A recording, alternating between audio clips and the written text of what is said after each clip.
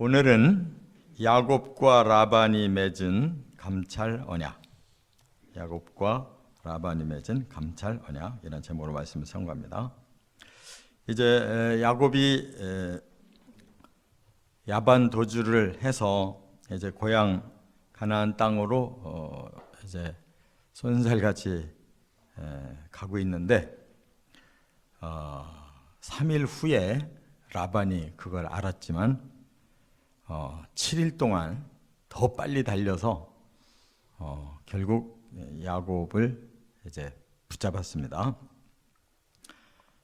그 거리가 480km라고 그러니까 이 야곱은 적어도 한 40km 정도씩은 하루에 간 거라고 보고, 또 라반은 70km 정도를 뭐 하루에 이렇게 달려갔다라는 것을 알 수가 있어요. 그만큼 이제 두 사람은 이해관계가 너무나 첨예하게 이렇게 갈라져 있습니다. 그러나 이제 결국 오늘 본문에서는 서로 언약을 맺고 이제 좋게 헤어지게 됐기 때문에 이제 마지막에 여기에서 우리가 그들이 맺은 언약이 무슨 언약인가를 봐야 되는데, 그 특징은 뭐냐면 감찰. 이제 하나님이 너나 나나 서로 살피실 거다. 그러니까 우리가 하나님 앞에 바로 서자. 이제 그런 말을 이제 외삼촌이 먼저 꺼내고 야곱도 동의해서 돌을 세우고 무더기를 쌓고 거기서 언약을 맺었습니다. 그런데 이제 제가 여기에서 이 감찰이라는 말을 쓴 것은 직접 나오진 않지만 여기서 계속 표현하는 내용이 다 감찰이에요. 하나님이 보고 계시다. 그렇기 때문에 우리가 하나님 앞에서 산다는 거, 이 로마어로 코람데오라고 그러는데, 여기에서는 이제 아람어로도 얘기가 나오고 또 히브리어로도 얘기가 나와요. 그게 뭐냐? 바로 라반은 아람어로 이 증거의 돌무더기를 여갈 사하두다라고 말했어요. 그게 하나님 앞에서 증거물이다 이거예요. 또 야곱은 그걸 히브리어로 갈르엣이라 이렇게 말했어요. 똑같이 이게 증거다. 그러니까 우리가 하나님 앞에서 이렇게 약속했으니까 하나님 앞에 우리는 이런 증거를 가지고 있다 그 말이죠. 그리고 또 다시 미스바라고 말을 했는데, 이 미스바라는 말은 본래는 망대를 말하는 거예요. 망대의 기능이 뭐예요? 높은 데서 살펴보는 거죠. 그러니까 하나님이 높은 망대에서 지금 우리를 내려다보고 계시다. 미스바다. 여기가 하나님의 망대다. 이렇게 얘기하시는 거예요. 그래서 이 본문에서도 살피신다라는 말씀이 직접 나와요. 이런 여러 단어가 결국은 우리가 둘이 약속을 했지만 두 사람의 약속보다 더 중요한 건 하나님이 내려다보고 계시니까 우리가 하나님 앞에서 살자 그 말이에요. 아주 좋은 결론을 맺었어요. 그래서 뭐 어떤 점을 하나님 살피실까? 이 본문에 쭉 보면 세 가지 면에서 우리는 하나님 앞에서 이런 살핌을 우리가 잘 지켜야 된다는 거예요. 첫째가 가정이에요. 43절부터 50절에 보면 바로 라반이 이제 이 얘기를 꺼내는 겁니다. 이전과는 딴판의 얘기를 하고 있어요. 50절에 야곱에게 조건을 걸기를, 만일 네가 내 딸을 박대하거나 내 딸들 외에 다른 아내들을 맞이하면 우리와 함께 할 사람은 없어도 보라, 하나님이 나와 너 사이에 증인이 되셨느니라. 이제 좀 양심이 살아난 것 같아. 라반이 어차피 이 사람들은 내 곁을 떠날 사람이구나. 그리고 이 딸들은 이제 나하고는 더 이상 이제 함께 할 수 없는 사람들이 됐구나라고 이제 느끼니까 이제 좀 양심이 다시 돌아오고 좀 마음에 숙연함이 생긴 것 같아요. 그래서 걱정이 뭐냐면 이 야곱이 혹시 가나안 땅으로 가서 내 딸들을 구박하거나 아니면 또 외도를 해가지고 가정을 풍지박산나게 하면 어떡하나, 이게 걱정이 된 거예요. 그래서 이것을 첫째로 하나님 앞에서 맹세해라, 그 말을 한 겁니다. 라반 입장에서는 제일 그래도 마음에 가는 게 딸들이지 않겠어요? 그러니까 그 가정이 하나님 안에서 잘 되기를 원한다 하는 마음을 분명히 밝혔어요. 이처럼 우리가 가만히 보면 제일 중요한 것은 가정에서부터 일이 일어나는 겁니다. 우리 가정에 하나님을 모시지 않고 하나님 두려운 마음이 없으면 가정이 어떻게 될는지 몰라요. 우리를 지켜주시는 마지막 보루가 우리는 하나님 안에서 이 영적인 하나님의 언약을 붙들고 우리가 사는 사람이다. 믿음이 서로 거기에 이렇게 합치가 돼야 되는데, 한쪽은 믿음이 있고 한쪽은 믿음이 없으면 합치가 안 돼요. 언약이 한 사람만 있으면 또 다른 사람은 언약에 대해서 관심이 없다. 그러면 가정은 깨지는 거예요. 그래서 제일 중요한 건 하나님을 우리 가정 안에 모셔야 된다는 거. 그래서 아내도 남편도 또 부모도 자식도 또 형제도 자매도 다 하나님 안에서 엮어줘야지 이것이 견고해질 수가 있지. 하나님 없이 또는 한쪽만 하나님이 계시면 이 언약은 깨질 수밖에 없어요. 두 번째, 51절과 52절에 보면 이제 이웃의 관계를 여기서 중요하게 여기는 거예요. 그게 뭐예요? 야곱과 라반은 이제는 이웃과 같은 관계라는 거예요. 너와 나의 관계가 평등하게 서로에게 유익을 줘야지 서로 해치면 안 된다는 거예요. 그 말도 라반이 먼저 꺼내요. 양심이 좀 돌아온 거죠.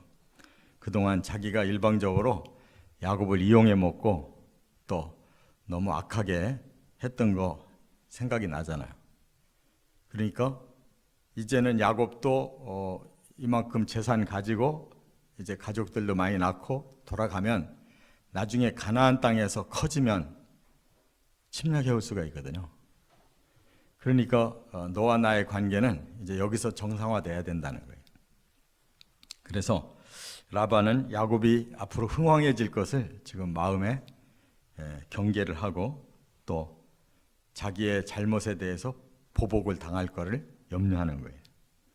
그래서 서로 넘어서지 말고 서로 해치지 말자라고 여기서 언약 맺자고 이렇게 말한 것입니다.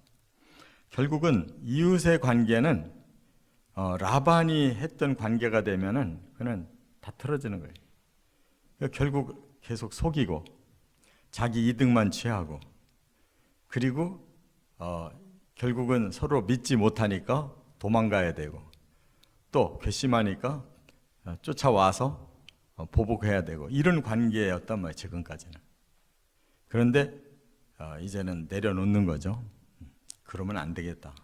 언젠간 나도 거꾸로 당할 수가 있구나라고 라반이 느끼고 이제 미리 그 손을 쓰고 있어요. 그래서 성경은요 하나님을 경외하고 사랑하라는 말씀이 다인 것 같지만 그게 아니에요. 이 10가지 계명이 율법의 핵심이거든요. 10가지 계명이. 그런데 1계명부터 4계명까지만 하나님을 사랑하라는 계명이에요.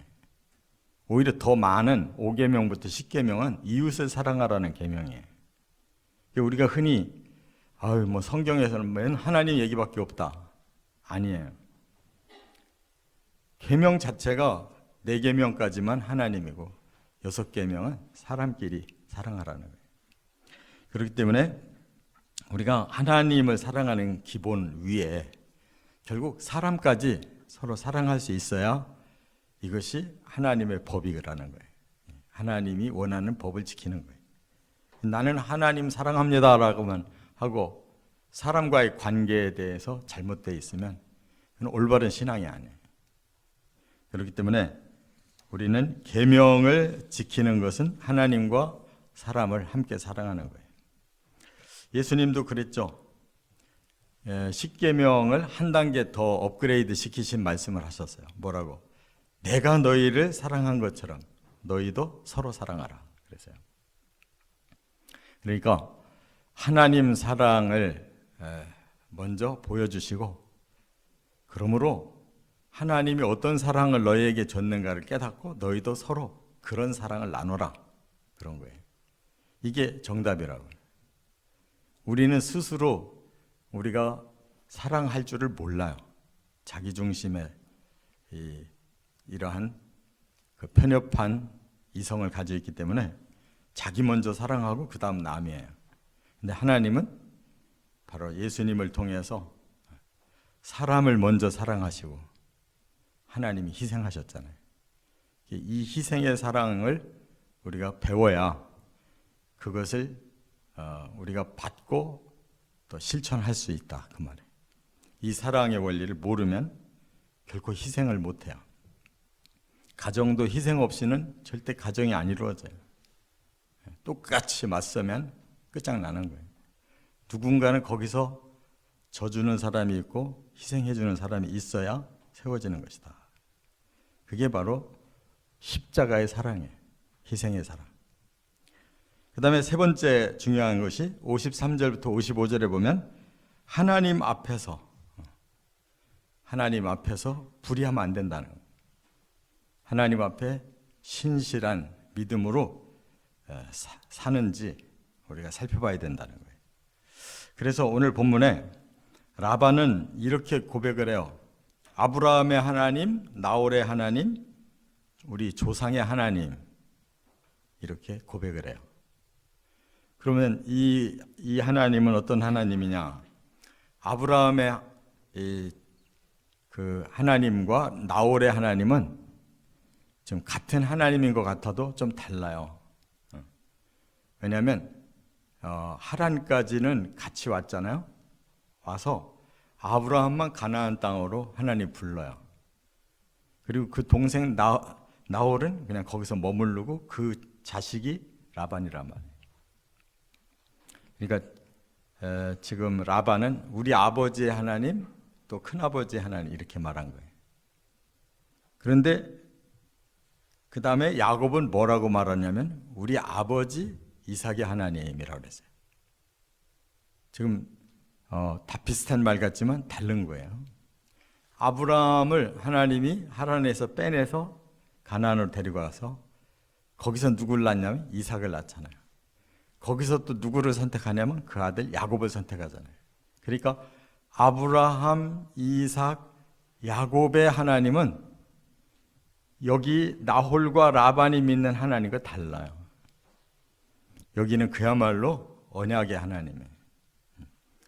바로 하나님이 인류를 구원하기 위해 특별히 아브라함을 세우고 그에게 준 언약을 이삭에게, 또 그에게 준 언약을 야곱에게, 이 사람에게 초점이 맞춰져 있는 거예요. 잠시 그가 하란 밑에 피난을 갔지만 결국 다시 가나안 땅으로 불러들이시잖아요. 야곱을. 너 이제 출발해라, 가나안 땅으로. 바로 그 언약의 하나님이 중요한 것이에요. 근데 나홀의 하나님, 라반의 하나님은 그대로 하나님이지만 언약에서 제외된, 그러니까 그냥 구원이 필요한 사람이고 여기는 구원을 위해 쓰시는 사람이에요. 할렐루야. 이렇게 온 세계의 영혼은 두 종류로 나눠져 있어요. 대다수는 다 구원이 필요한 사람들이에요. 그런 누구를 통해서? 바로 구원을 이어갈 언약 백성을 통해서 그 구원을 나누는 거예요. 우리가 선민이 된다는 것은 예수님의 제자가 되는 거고, 예수님의 제자는 구원 언약을 가진 주님을 위해 헌신한 자들인 거예요. 다른 사람들은 그냥 그들을 통해서 예수를 믿게 되고 구원받는 거란 말이에요.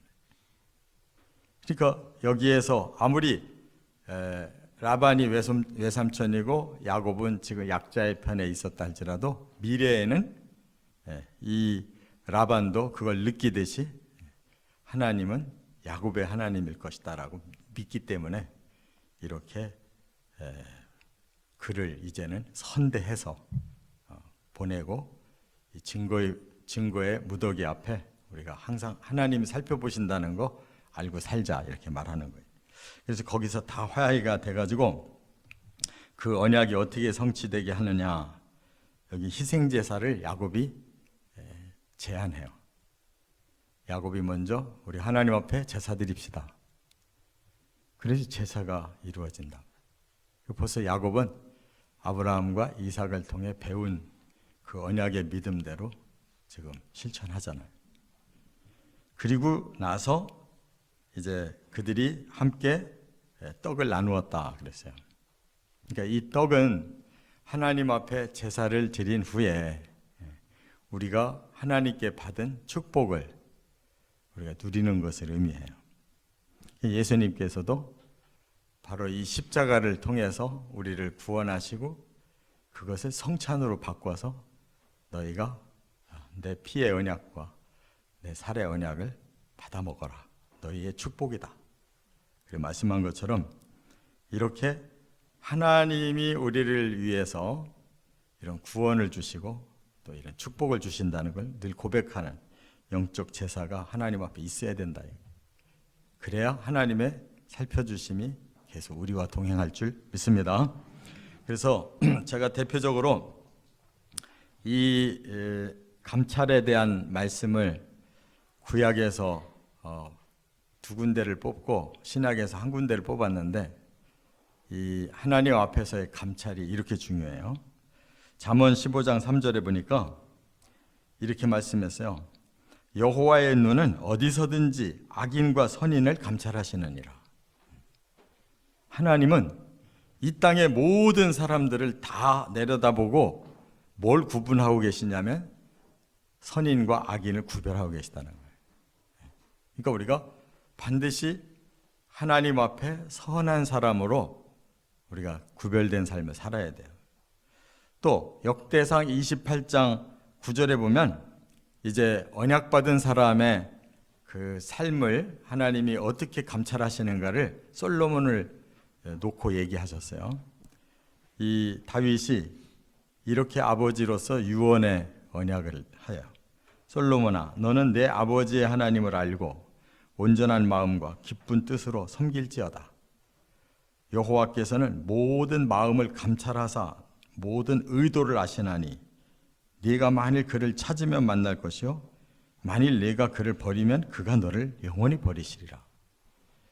이 언약 받은 그 솔로몬에게 이 다윗이 자기의 그 마음을 이어주는 거예요. 너는 이렇게 살면 틀림없다. 그러니까 이게 예수 믿는 사람들에게 주시는 말씀이에요. 우리 언약 받은 사람들에게 하나님을 알고 온전한 마음과 기쁜 마음으로 기쁜 뜻으로 하나님 섬겨라. 섬기는 게 뭐예요? 하나님 위에 일하는 게 섬기는 거예요. 또 그를 찾으면 만나고 그를 버리면 하나님도 버린다. 우리의 구원이 무조건 보장되는 게 아니다. 하나님 안에서 순종의 삶이 있어야 보장이 되는 거예요. 그래서 우리가 이렇게 예수를 믿게 됐는데 신약에서는 뭐라고 말씀했느냐? 데살로니가 전서 2장 4절에 오직 하나님께 옳게 여기심을 입어 복음을 위탁받았으니, 이 말이 더 중요해요. 우리는 실제로 옳아서가 아니라 옳은 사람이라고 인정을 받아서 복음을 우리에게 맡겨주셨대요. 믿습니까? 네. 우리가 뭐 세상 사람보다 훨씬 나아서 뽑힌 게 아니에요. 우리가 그리스도의 그 십자가를 믿었기 때문에 그것을 옳은 사람이라고 인정해줘서 이제 너에게 내가 그 언약 백성으로서 사명을 준다. 복음을 내가 맡겨줄 테니까 그 복음을 이제 이 세상 사람들에게 전해줘라. 그 말이에요. 그래서 우리가 이와 같이 말함은 사람을 기쁘게 하려 하며 사람을 기쁘게 하려 함이 아니오 그랬어요. 이것은 오직 우리 마음을 감찰하시는 하나님을 기쁘시게 하려 함이라. 우리가 예수 믿고 신앙생활하고 이런 사명을 감당하는 것이 사람 위주가 아니에요. 하나님이 나에게 주신 이 나를 의롭다 칭하시고 나에게 복음의 사명자로 세워주신 것은 뭐 사람을 생각해서가 아니다. 하나님이 나를 쓰시는데 기쁘게 쓰시는지가 중요하다 그거예요. 하나님 앞에서 우리가 기쁨으로 일해야 되는 거예요. 이것이 구약과 신약에서 감찰하시는 하나님의 마음이에요. 느끼셨습니까? 네, 그대로 사시면 되는 거예요. 이렇게 승리하시기를 주의 이름으로 축원합니다.